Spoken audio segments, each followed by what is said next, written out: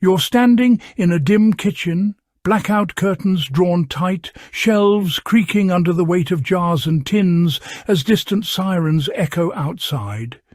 You feel the tension in your chest because the question isn't what you'll eat tonight, but whether there will be anything left next month. This is the problem people faced during WWII, and it's the same one quietly resurfacing today. When supply chains fail, what actually keeps you alive? You might think modern supermarkets make that question irrelevant, but wartime families learned a hard truth. You don't survive on variety, you survive on the right foods. Across Europe, Britain and the Pacific, governments and households stockpiled a small set of items that could endure bombings, rationing and months of uncertainty. These weren't luxury foods or comfort treats. They were chosen because they lasted, nourished and adapted to almost any situation. The mystery is why these same foods, proven under the most extreme pressure imaginable, slowly vanished from everyday thinking once peace returned. As you listen, imagine opening those wartime cupboards, knowing every item inside had a purpose, a reason, and a history written in hunger and resilience. You have to understand the stakes to understand the choices. During WWII, farms were bombed, ships were sunk, and entire cities were cut off overnight. If you lived through it, you learned quickly that fresh food was a luxury, not a guarantee. Families planned months ahead, not days. Governments issued ration books, but households still had to think strategically. Calories mattered, but so did storage life, transport weight, and versatility.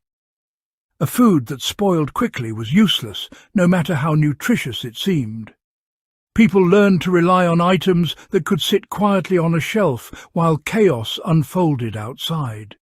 Some foods provided energy, others protein, others minerals that prevented illness when fresh produce vanished. Together they formed a survival system disguised as a pantry. What's striking is how deliberate it all was. Nothing was random. These foods weren't chosen because they tasted good under normal conditions, but because they performed under stress. You can almost feel the anxiety of a parent measuring portions, stretching supplies, trusting that these stockpiled staples would carry their family through another winter of war. Imagine opening a WWII-era pantry and seeing the system behind it. Grains formed the backbone, dense, filling, and endlessly adaptable. Dried legumes followed, compact sources of protein that could be soaked, stretched, and shared. Then came preserved fats, essential not just for calories, but for warmth and endurance. Sugar and salt weren't luxuries, they were stabilizers, preserving other foods and keeping bodies functioning. Powdered milk and dried eggs filled nutritional gaps when fresh sources disappeared. Canned meats and fish provided morale as much as protein, offering something solid when everything else felt uncertain. Root vegetables were stored carefully, not fresh but dormant, waiting months to be used. Even simple items like tea or coffee mattered, not for survival alone, but for psychological strength. Here's the clever part. None of these foods depended on electricity, refrigeration, or constant resupply.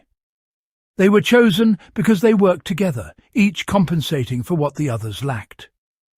This wasn't hoarding, it was systems thinking, built through necessity, observation, and hard-earned experience.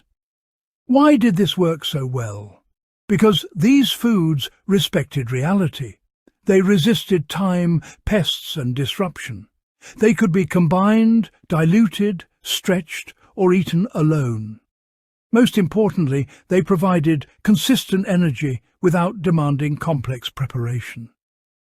Wartime nutritionists and households learned that survival food must be boring, reliable, and forgiving. If you were tired, scared, or cold, you still needed something that worked. These foods also travelled well, whether in evacuation bags or military rations. The logic was simple but powerful. Choose foods that forgive mistakes and outlast uncertainty.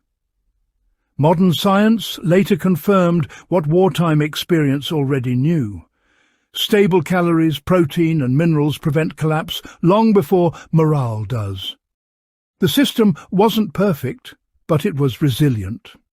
And resilience, more than taste or trend, is what carried people through years of global conflict. So why did these foods fade from everyday life? Peace brought abundance, refrigeration, and just-in-time delivery. Supermarkets replaced pantries, and convenience replaced preparedness. Stockpiling began to feel outdated, even paranoid. Advertising pushed freshness and variety, not durability. Over time, the quiet discipline of wartime food planning was replaced by trust in systems that had never truly been tested at scale since.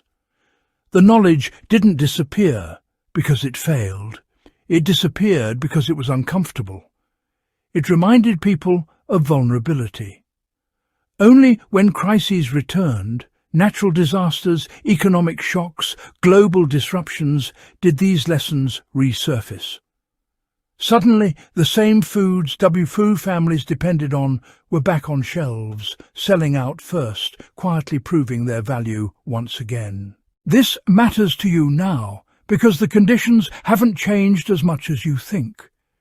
Supply chains are still fragile, weather is still unpredictable, and human systems still fail under pressure. The foods that carried families through WWIIs weren't about fear. They were about foresight. They represent a mindset of calm preparation rather than panic. By understanding why these staples worked, you gain more than a shopping list. You gain a way of thinking about resilience, self-reliance, and quiet confidence. You don't need to live in wartime conditions to learn from wartime wisdom. You just need to recognize that history already ran the tests for you. If this story reframes how you think about preparedness, carry it forward. Learn more, share the knowledge, and remember that sometimes the smartest future plans are hidden in the cupboards of the past.